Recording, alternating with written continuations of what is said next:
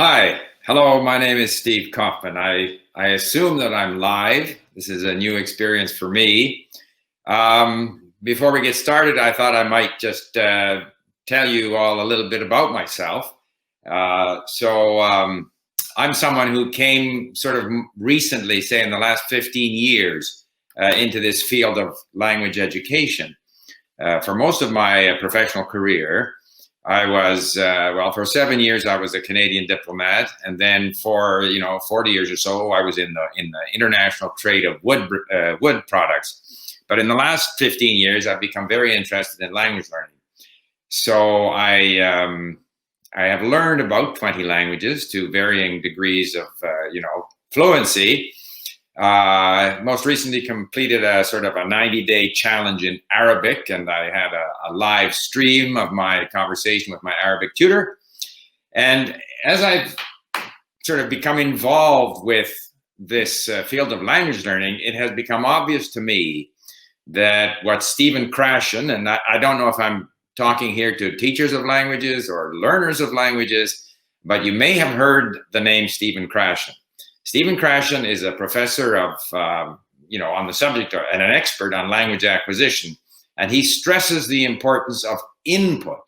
And we learn primarily from input. We don't learn languages by trying to speak right away, by trying to master the rules of grammar. We learn because we get more and more meaningful, comprehensible, compelling input into our brains. And the brain starts to sort out patterns, because the brain is a pattern identifying machine. That's what the brain does. The brain is not so good at dealing with theoretical explanations. The brain likes to be bombarded with experience and then sort out how these things work. Of course, grammatical explanations can help, but that can only help after the fact, after we've had a lot of experience with the language. And I say that as someone who, in the last 15 years, that's after the age of 60, I have learned 10 languages. So you sometimes hear people say, older people can't learn and so forth and so on. And I've learned languages and I speak languages from a variety of different language groups. I speak Chinese and Japanese, Korean not so well, Cantonese. I speak Russian, Ukrainian, some Czech. I speak the Romance languages, and recently I've been learning Farsi, Arabic, and Turkish. So we can learn if we get enough of this comprehensible and compelling input into us. So I want to discuss a little bit today, just what do we mean by comprehensible and compelling input? CI, which is becoming a bit of a buzzword in language instruction. Now, obviously, and I'm not sure whether I want to go show you the slideshow. We can do that. Or I might just show you certain slides, but perhaps continue talking directly to you. Obviously, when we start in a language, it's impossible to start with comprehensible input, because at the beginning, you have nothing. You don't understand anything. If you listen to the language, it's just noise. So how do we get to where we can understand some of this input? And obviously, as well, at the beginning, it's very hard to make the input we need at the beginning compelling. It's not going to be particularly fascinating. But what I have found to be very useful is stories with a lot of repetition, stories where we have the most common verbs in the language, and this technique, which was developed in the United States, called TPRS, and a variety of ways of using this storytelling technique. But the principle is that you tell the same story from different points of view. So you have essentially the same vocabulary with different tenses, different persons. And so you become familiar with the story, and you see how verbs change depending on the person, depending on the tense. And then this is followed by a technique called circling questions, where if in the story it's said that Mary went to the library and other things happened, then the question might be, Mary went to the library? Did Mary go to the library? And the answer is yes, Mary went to the library. Or conversely, Mary went to the library. Did Mary go to the bookstore? No, Mary went to the library. So the answer is provided. You don't have to scratch your head to try and remember anything. You're given a statement, you're asked a question about the statement, and then you're given an answer. So all that is 3 more opportunities for the same words to be repeated. And so I have a website called Link for language learning, and we have 60 of these mini stories with all of this repetition in all of our 37 languages. Whenever I start a language, I go to the mini stories. And when I start with them, of course, they're nothing but noise. But as I listen, and I'm able, because I'm working off an iPad, I can look words up and I save them to a database, and slowly I pick my way through the meaning of the first story. And I listen to it a few times, and then I go to the next story and the next, and then I go back to the first. And over a 2-3 month period, I end up listening to these stories 30, 40, 50 times, and I get a grounding in the language. So once you have that sort of initial grounding in the language, then now we're in an opportunity, we have an opportunity to move towards more compelling content that we might find interesting. In the first 3 months in the language, and it depends on the language, if it's Arabic, it might be 6 months, 9 months before you're able to leave that, comfortable world of repetitious content, because you're dealing with a strange writing system, you're dealing with, very little common vocabulary. So it might take longer.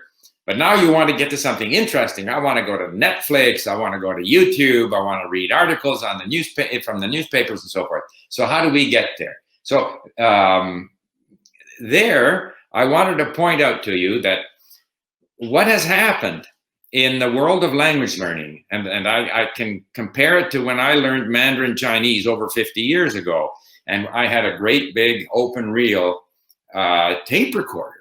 Well, today we have MP3 files, we have the internet, we have YouTube, and YouTube, if the YouTube video has subtitles, this can be imported.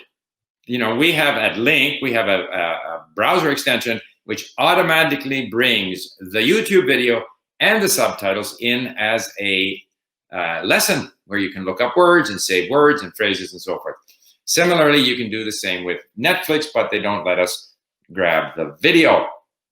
So, again, I'm not clear whether I'm talking to teachers or learners, but the exciting thing today is that anyone can, if we're talking about the mini stories, anyone can create these mini stories, because the mini stories that we have at Link were provided largely by volunteers, and they did it on their smartphone, which is ample quality for this material, and then they transcribed it, because you need this comprehensible or compelling input should consist of audio and text, because the audio, the listening, reinforces what you read.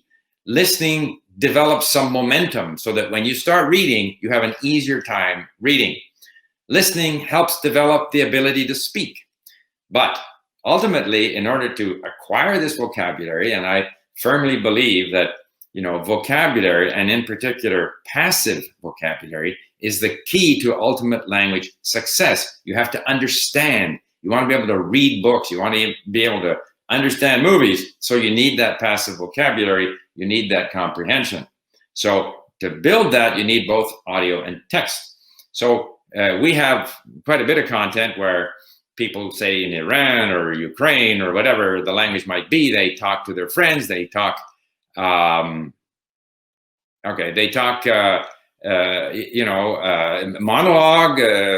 things they're interested in life. And this kind of material sort of bridges the gap between those mini stories, which are somewhat repetitious. Then we go to sort of call it natural content. A lady in Iran has a candy store, student, someone who's interested in traditional Iranian, musical instruments. These are some of the things that we have. I think typically these have less demanding vocabulary. And that's kind of important, because it's very easy to sort of produce material with high frequency vocabulary. Unfortunately, frequency declines very, very quickly in all languages, in all subject matter. This has been studied by many different people. So pretty soon, to increase your vocabulary, you have to start learning words that don't show up that often. So if you can at least have a context that's not too difficult, not too loaded with words that show up once every, 5 chapters in a book, that makes it a little bit easier. So this kind of content, which again, teachers can create on their own. They can have their students create with a smartphone as long as it gets transcribed. So again, to talking again about sort of compelling and comprehensible content, when we start, nothing is comprehensible, nothing is compelling, but this kind of repetitive point of view material can easily be created, and it gets us a toehold in the language. Then the sort of intermediate content can be people, monologues, dialogues, people talking, preferably speak first and transcribe later, because that makes it more natural. Another form of intermediate content, which we have at Link, I had a collaborator in Iran do a 26-episode history of Iran, simplified, again, followed by these circling questions about each sort of episode on the history of Iran. So taking nonfiction and making it sort of easier, I think, is a great way to provide, culture relevant, history relevant material, yet keeping the level of difficulty down. Personally, I prefer that to graded readers, where you take a novel that one day I might want to read in that language. So once it's simplified for me, I'm less interested in it. Whereas history and nonfiction is a subject, I think that certainly in terms of my interest, I would rather see that in a simplified form. But so let's assume now we've done the, circling questions, the mini stories, we've done the sort of intermediate.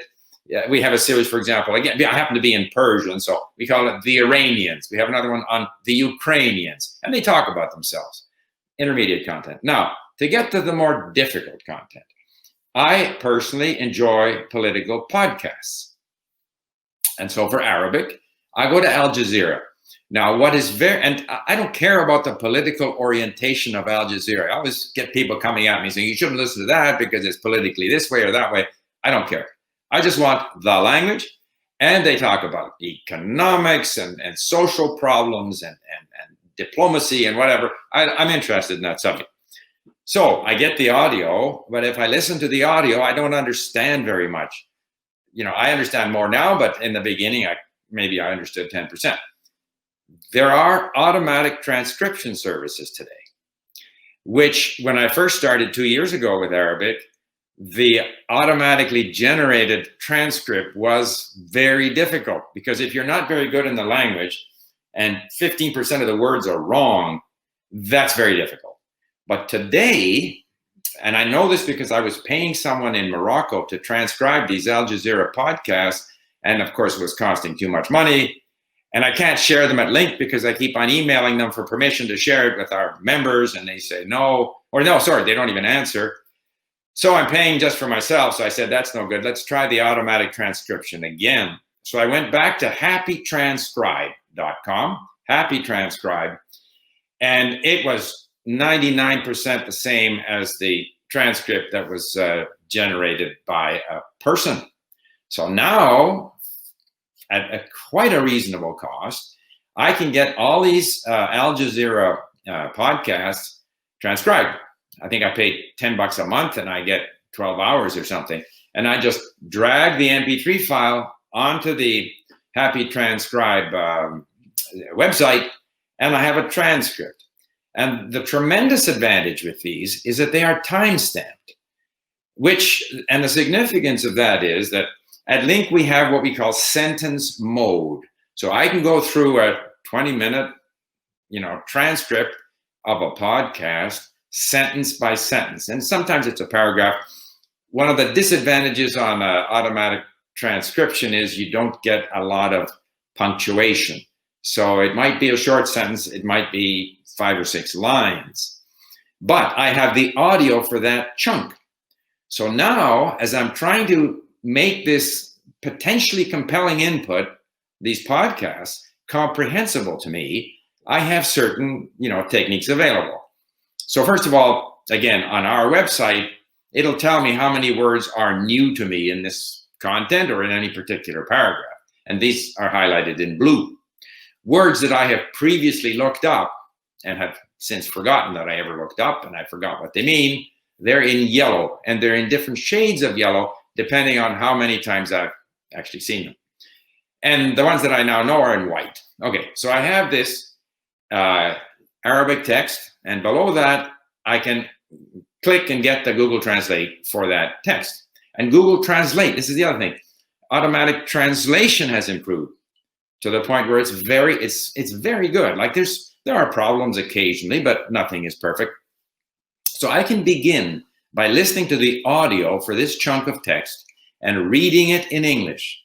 And as I read it in English, if I recognize the words, whereas if I had just listened in Arabic, I would have missed a lot of those words. So now I recognize a lot of the words that I know. The words that I don't know, of course, they kind of fly by me. But then I go back in and I read the Arabic text and I look up the words that I need and I save those words to my database, which does a number of things, creates flashcards and so forth and so on. So here again, just to summarize, if we're looking at sort of genuinely compelling content, we have Netflix, we have YouTube. If I look up a YouTube video in Turkish, I can use our browser extension to bring it in as a lesson where I can see the video. I can take the audio away with me in my car when I'm working out, when I'm doing the dishes, and I can go over the text and look up the words and phrases that I need.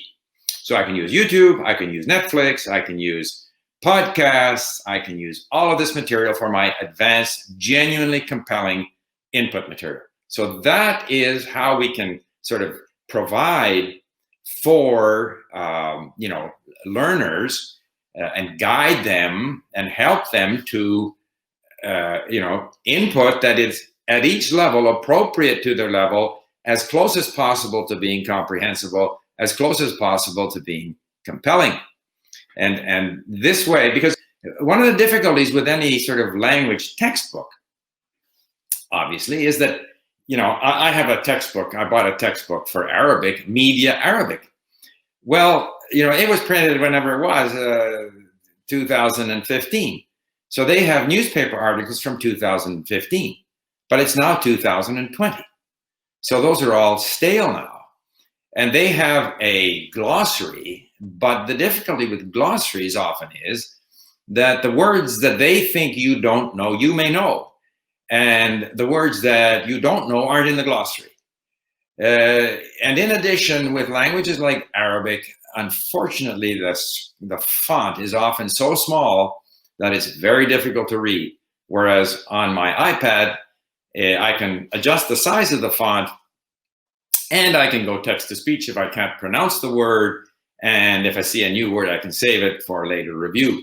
So what I'm trying to describe is an approach to sort of using compelling input at different stages. I'm not going to go through all the slides. I mean, there are podcast apps out there. There's so much stuff.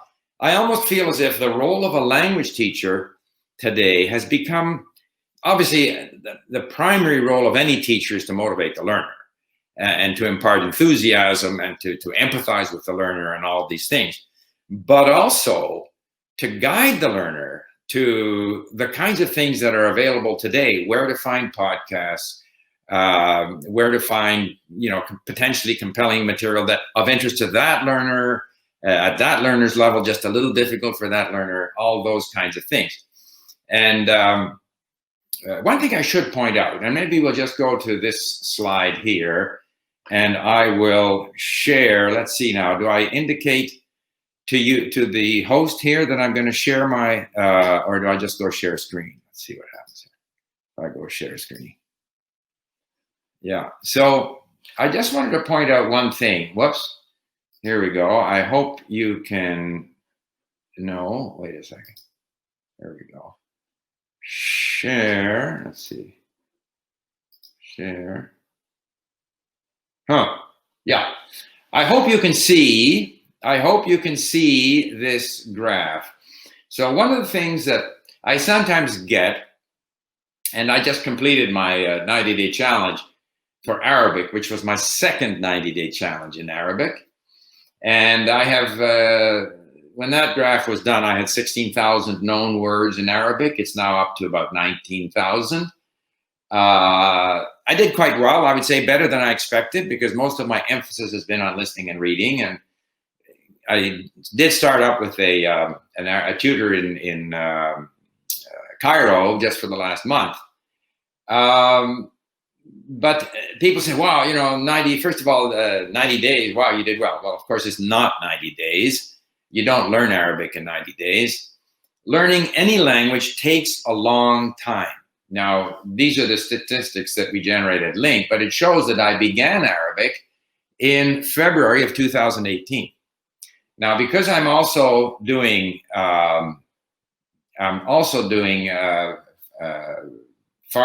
and Turkish, and also when traveling with my wife and stuff like that, so that the level of activity varies, but it does take a long time.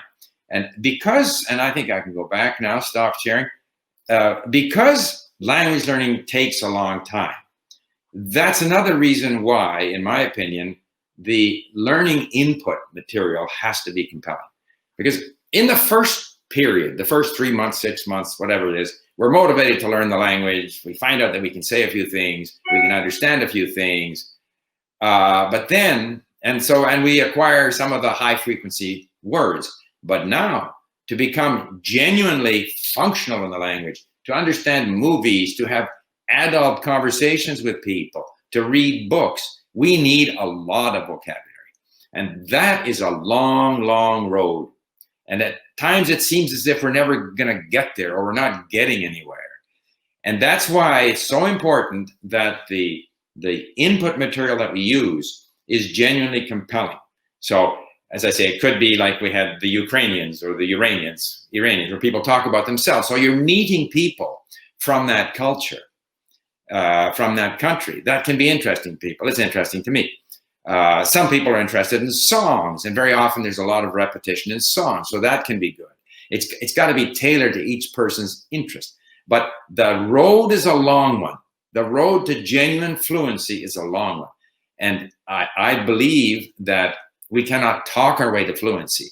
We talk our way to sort of activating what we have built up in the language through a lot of input. But fundamentally, we have to bring the words into us through a lot of listening and reading. And that's why, you know, compelling and comprehensible input, as Stephen Krashen says, is so important to ensure that we stay on task and that we continue. It's not a sprint. It's a marathon. And I think finding and helping learners find appropriate, compelling, and comprehensible input at every stage of their learning, I think, is increasingly the main task of language instruction. Because if I'm into Arabic and I have a question on Arabic verbs, of course I can ask my tutor, but I can also Google.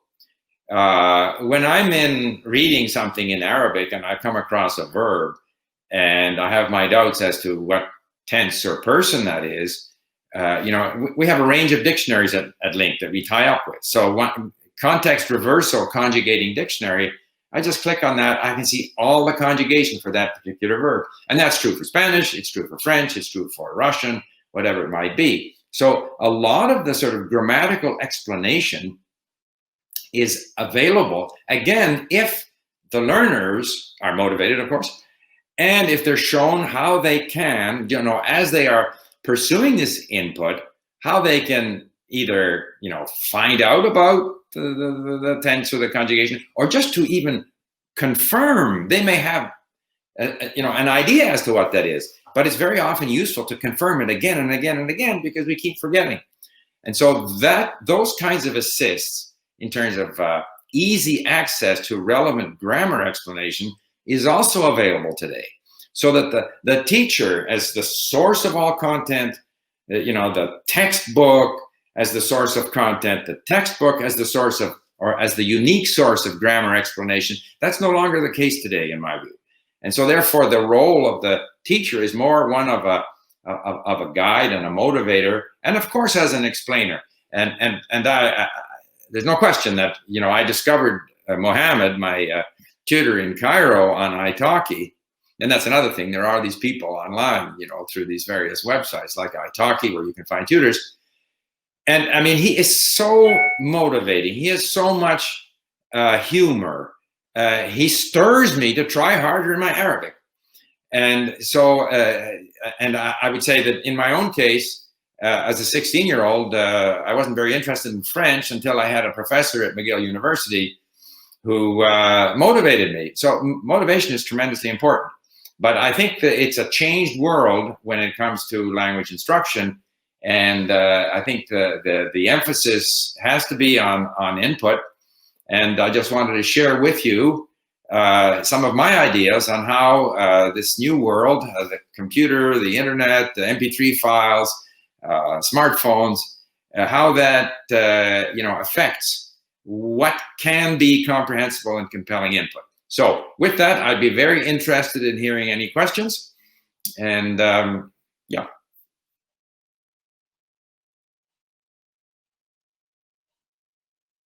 Yeah. Or should I? I'm happy to keep talking. I can keep talking, but what is the moderator saying here? Okay. Oh, there's a bit of a delay. All right. All right. So, yeah, with that, I'd be very, and I have to admit that I'm not an educator. I was a diplomat and then a businessman. But I've always been interested in languages, and particularly interested in the last 15 years. It began when I was 60, when I decided that I would learn Russian, partly because I've always had this idea that we shouldn't put too much stress on trying to learn the grammar up front, that we should first get the language in us. And I was told that that was not going to work with Russian, so that was a bit of a challenge. So I said, okay, we'll give that a try.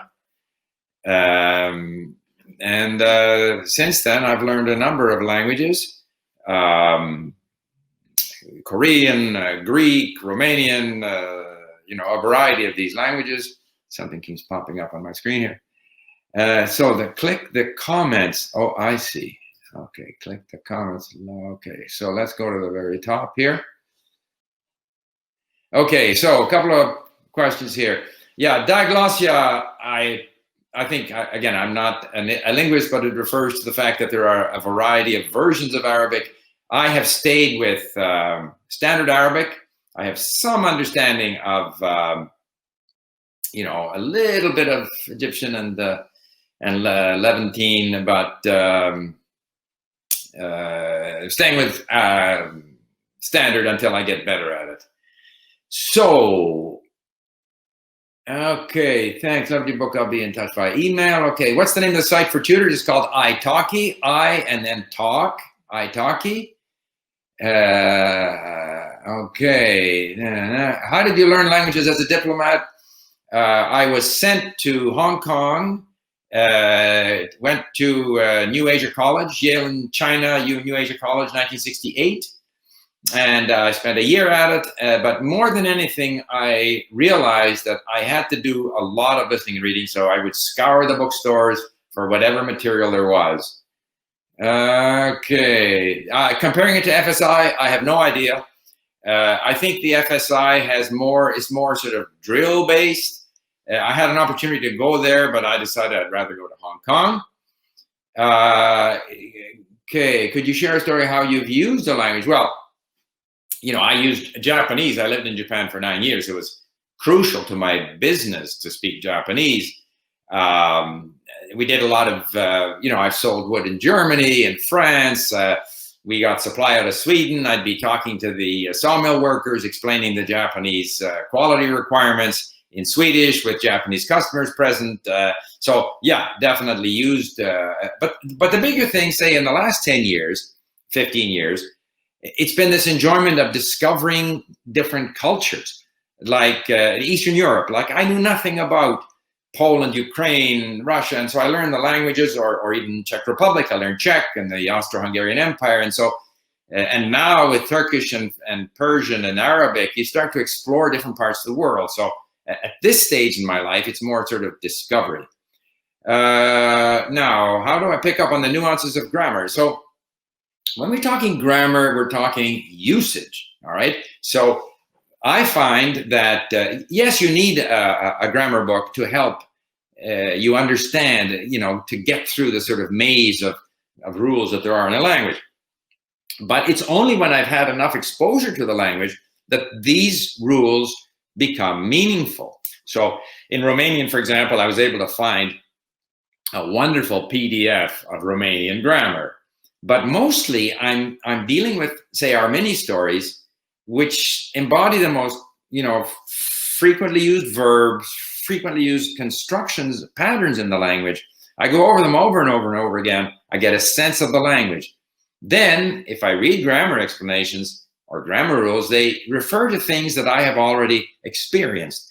And I think that helps me notice things that maybe I didn't notice.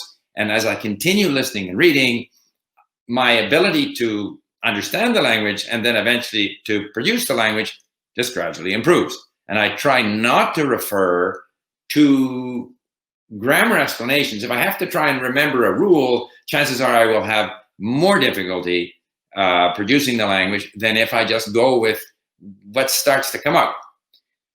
We've normally viewed translation sites as bad. You described it as a good thing. What would you say we as teachers should do to motivate students to not just translate, but use?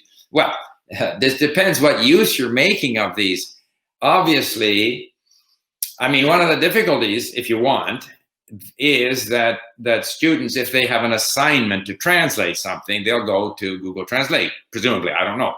I am motivated to learn the language. I don't have an assignment to translate something. I am motivated to learn what I'm hearing. And to that extent, depending on my stage in the language, if I'm not very strong, I may in fact listen while looking at the translation. But once I'm better in the language, it's actually a nuisance to have to look at the translation because I'm only missing one or two words. And so I will click on those words, look them up in a dictionary, my motivation, and with the realization that I will probably forget what I look up. But it gets me through what I'm reading and listening to, so that my focus is on the content, trying to understand the content.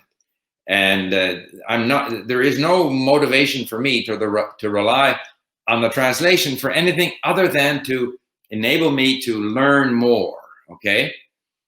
In an assignment to write a letter to a student abroad. Well, that's right. So I don't have, I can see that as a problem with translation, because from a practical point of view, if I were doing business and I had to write an email to someone in a country where I didn't speak the language, I would go to Google Translate and I would send it out. If I knew a little bit of the language, I might change the odd thing in it, but it's an assist for people, say, in business communication.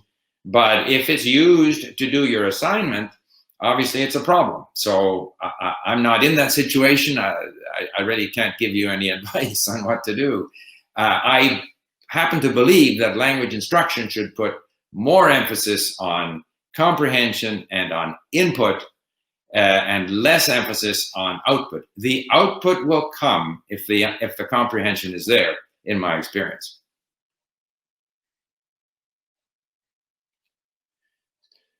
So, any other questions?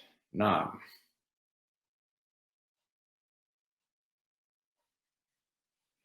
I should say, by the way, I've learned 10 languages since the age of 60, or rather, I would say I learned 9 languages before the age of 60 and say 11 since then. But it's the languages that I've spoken the most that, of course, I speak the best. So you do eventually have to speak a lot. But in order to speak a lot, I think it helps if you understand a lot, because otherwise you can't have very meaningful conversations with people. You can't have adult conversations with people on a wide variety of subjects if you don't understand much.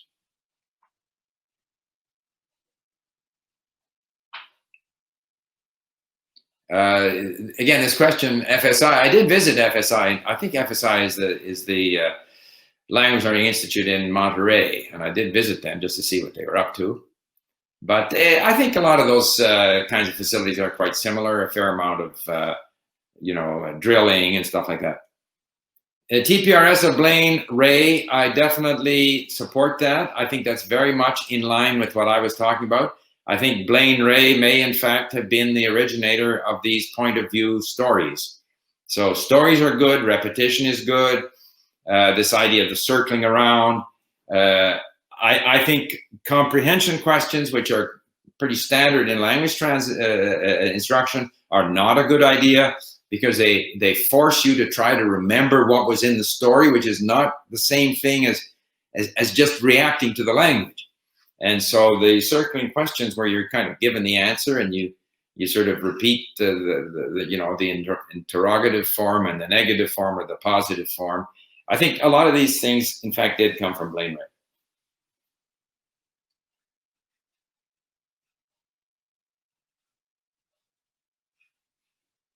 Any other questions?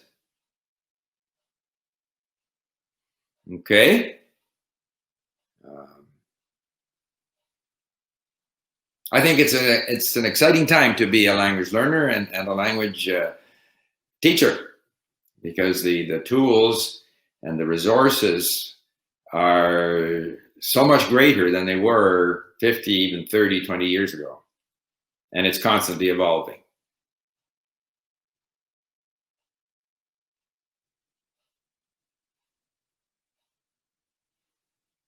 Okay. So, and I think this world of COVID is going to change things, some things permanently. There's more and more people offering language instruction online. Certainly, my Arabic tutor in Cairo was phenomenal, very knowledgeable about his language, but at the same time, a great conversationalist, very encouraging, very supportive. So if it's possible to access these kinds of people easily, I think that should almost be brought into a more formal program of instruction. Yeah, I am not a big fan. Would you say that communicative approach, task-based language learning are not recommendable? Don't forget, I'm not a language teacher. Obviously, if you are running a language class, you have to come up with activities for the people who are in your class. And there are also requirements, that the curriculum has, and your, school supervisor has, and so forth and so on. But the little I know of the task-based language learning system, I think it's quite impractical. It is used in Canada to instruct immigrants, to help them get a job. And so if your job is a receptionist in a hotel, so then they come up with a range of vocabulary that you need to be a receptionist. But in fact, to be a receptionist, you need a broad base in the language. You need good comprehension. You have no idea what might arise in your interaction with your customers there. So I believe that we're far better off to promote a high level of comprehension, a broad-based level of comprehension, learning the specific vocabulary required for a specific job is a much easier task than acquiring a proper base in the language.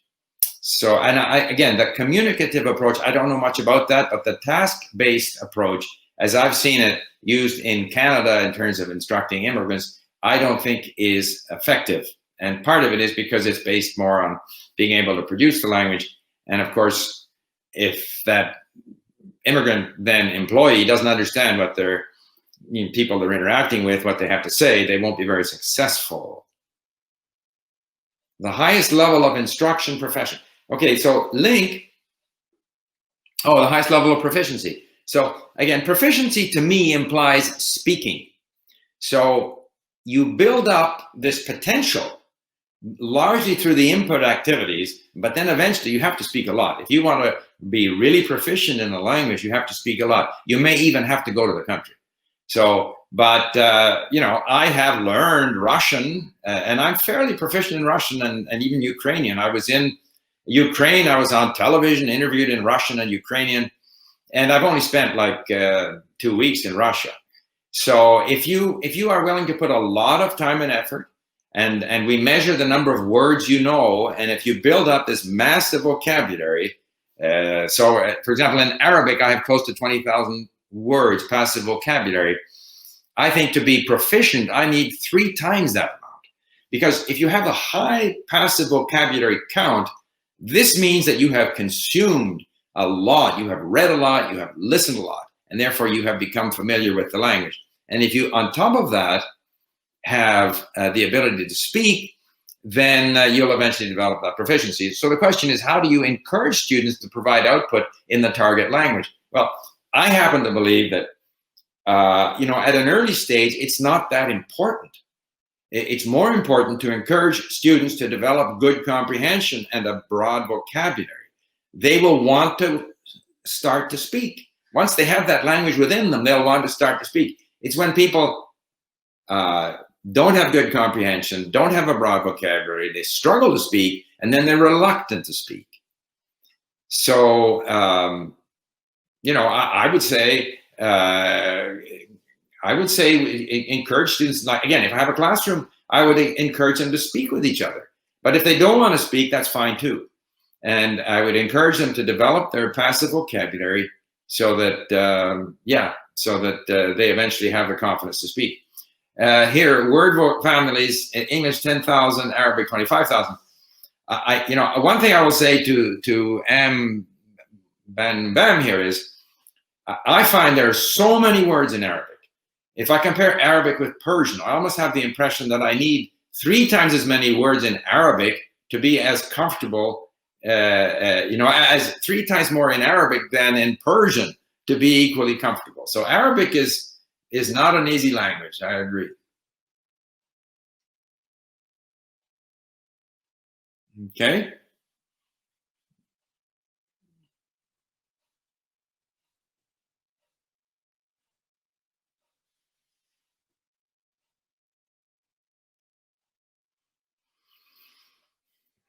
Yeah, the idea of proficiency level is ultimately up to the learner. And I don't think, for example, LINK is a resource. It complements instruction.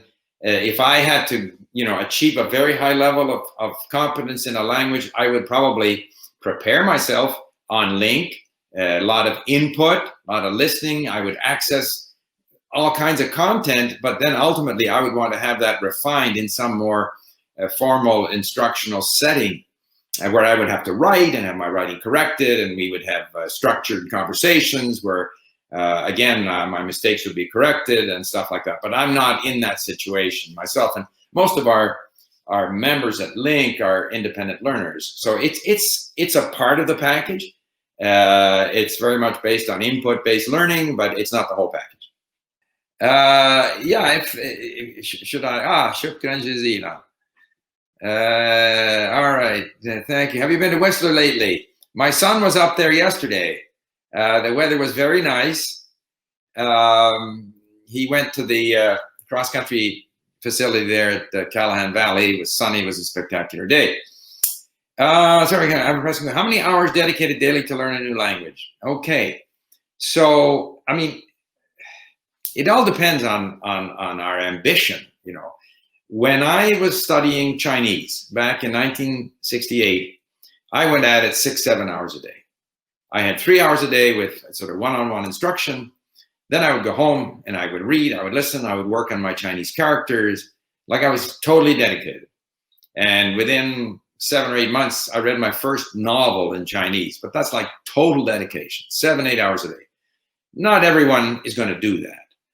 Today, because I'm retired, I like to play golf, I like to do other things. My typical routine, I get up, I make breakfast, clean up after breakfast. So whenever I'm working in the kitchen, that's listening time. So I'll get in 30, 30 minutes of listening.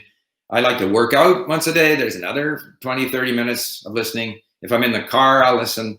So it's not difficult to get in an hour or so of listening. And listening is the great trigger.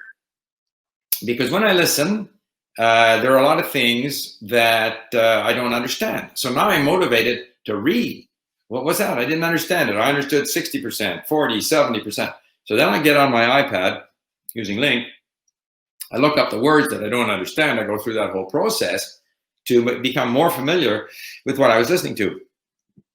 Depending again on my level in the language, if it's at an early stage where I'm still in the mini stories, I'll listen again and again and again. And I'll not be able to understand the same parts again and again and again. But eventually I do. Eventually what was at the beginning just noise starts to become meaning. But my typical day then would be, I would say half an hour, like an hour of listening, essentially using, like while doing other tasks. And then the reading and the looking up of words and the reviewing of words will be another 30 minutes. So I think as a minimum, an hour and a half a day. And of course, if you can put more time in, then you will do better. So the amount of time you put in basically depends on what your goals are. But I think realistically, I mean, I would even say, even if you can only listen for 45 minutes, that's a start. But ideally, I would say an hour and a half, and then you can build on that. Okay, any other? So, yeah, I thought for whatever reason, I thought I was ending at 1, but it's 1:15. Yeah, I mean, this issue of time comes up all the time. People say I have no time. But really, that comes back to the issue of motivation. So people have time for other activities. They have time for activities that are important to them. So the question is, how important is language learning to you? Now, you know, you can go from a high school student or a university student that is simply studying for the credits to someone who's genuinely motivated. So there's a whole range there. But the advantage today, you know, when I was learning Chinese back in 1968, I had a big open reel tape recorder. Now today, I carry on my iPhone, you know, more language content in more languages than any language lab 30, 40 years ago. And I can listen wherever I am. I can even look up words and read on my iPhone while I'm waiting at the doctor's office, or nowadays with COVID, I'm waiting outside the grocery store. Space, you know. So the opportunity to get in language learning, you know, time during the day is much greater than it ever was. But the key is motivation. Okay, how can you produce the language when there are no native heritage speakers in the area you live? Well, yeah, and then that has been my case since I got keen on language learning back 15 years ago with Russian and with Korean and Greek and Romanian and Persian is pretty good here in Vancouver. There's a lot of Iranian immigrants, and I love going. And a lot of them work as sales clerks in stores and stuff, so I can use my Iranian a little bit. So the answer to that question is, yeah, eventually we want to get to producing the language. If you go to my YouTube channel, I have a YouTube channel called Lingo Steve. You will find me speaking in Arabic, in Persian, in Turkish after X amount of time, mostly, listening and reading in that language. So the ability to activate once we get the opportunity is actually quite good if we do a lot of listening and reading. Because if you don't live surrounded by speakers of the language, sure, you can get on italki, and there you'll find tutors who charge $10 an hour, $20 an hour, whatever it might be, but you have to line that up. You got to pay for it. So realistically, you're going to do that once or twice a week. I think the goal with a lot of this, again, it depends on the individual person. if you're planning a trip to Germany, or if you're a student in the United States and you're going to go to Spain or Mexico, then you have a goal, and you can build up your sort of comprehension, your passive vocabulary, your potential in the language, and maybe have a couple of sessions online, or maybe you are in a class where you can speak. And then ultimately, if you go to the country and you can, be in a situation where you can speak every day, that's obviously the ideal. Although, a word of caution, it's not obvious that when you go to the country where the language is spoken, that you'll have a lot of opportunity to use the language, because you don't know people there maybe, and you can't just go up to random people and start speaking to them. And if your language ability and particular comprehension isn't good enough, people may not have, depending on the country, they may not have a lot of patience, to humor you. They're not your teachers. So, I think that when we have the need or the opportunity to speak, if we have built up good comprehension and a good passive vocabulary, actually we activate quite quickly. That's been my experience.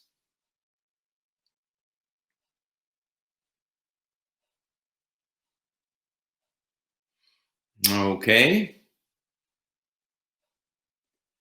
I guess s'il y a des questions en français, yo puedo contestar en español también. 有没有人要用中文问我问题都可以。日本語でもいいですよ。говорим по-русски. Okay. إذا تريد سيتحدث في اللغة العربية.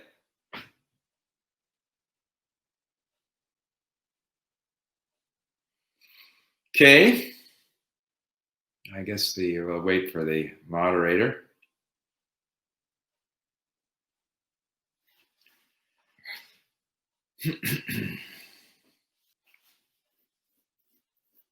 I think obviously people are having to go back to class, but I would just encourage people to look at this whole issue of comprehensible, compelling input. Stephen Krashen, Blaine Ray was mentioned here. These are all leaders. Spasiba.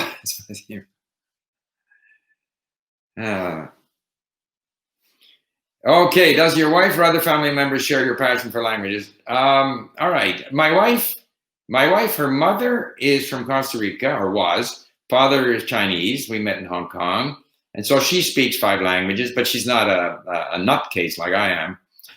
We tried very hard to persuade our sons to learn, at the very least, French, because it's an official language in Canada. They resisted, as much as they could. But our youngest son, and he's the one who basically runs Link, he ended up playing professional hockey in Switzerland, Austria, Italy, and Japan. And so there he discovered that actually it's useful to learn languages. So now he's interested and he speaks 5 or 6 languages. Very difficult to get the kids to do that. I don't know whether some of you as parents have found it difficult to get kids to do what you want them to do. Yeah, okay. Question, is it possible for a language learner to find comprehensible input by himself? It's possible, but it's very time consuming and it's very difficult. And that's where I think I think one of the big things we do at Link is that we make much of this available to people. It's one thing to say, go and find it here and do this and, find an MP3 file and put it on Happy Scribe. And I do all this stuff because I'm used to doing it. But I think for most people, it's very difficult.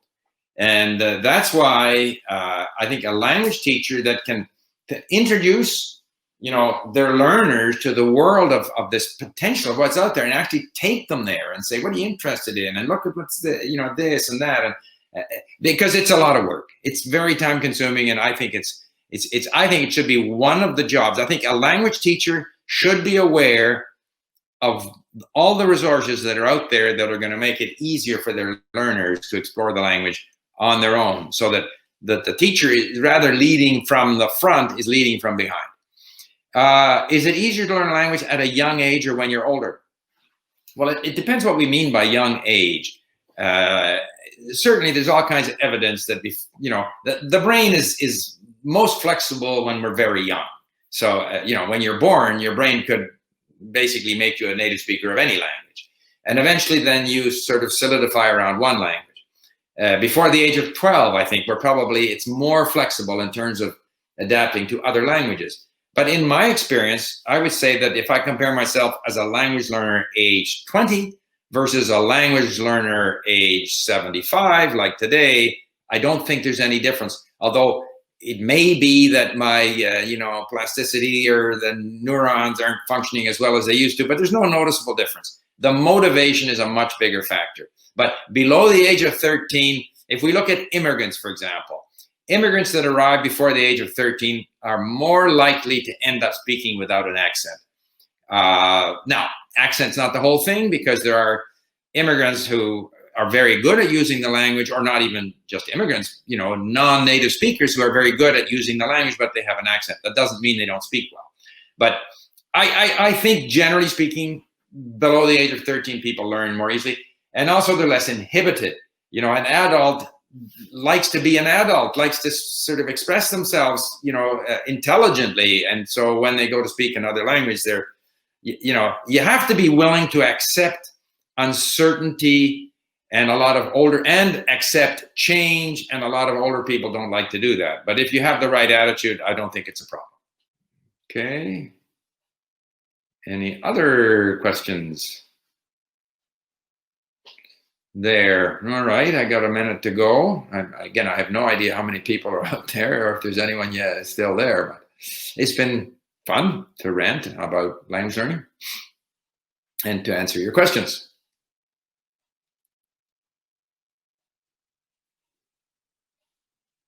Okay.